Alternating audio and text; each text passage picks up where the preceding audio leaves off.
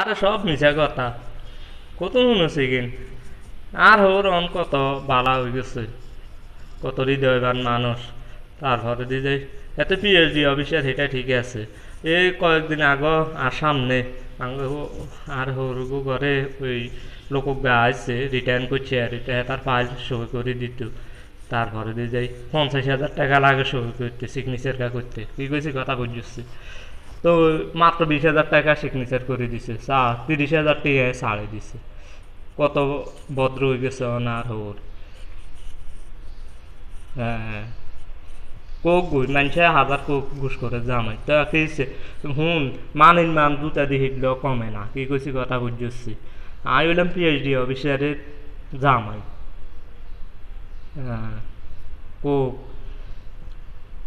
আর ওর ঘুষ খাইলেও সীমিতর ভিতরে খায়, বেশি খায় না। 50,000 টাকার কাম মাত্র 20,000 টাকা হয়ে গেছে। তবে রে বন্ধু, আমি একটা ভুল করিয়ে এলাইছি। এই বেড়াগা আমার রাস্তার মাথা পাই জিগিয়েছে, আর ওরা আনে আর হরে দিয়ে দিছি।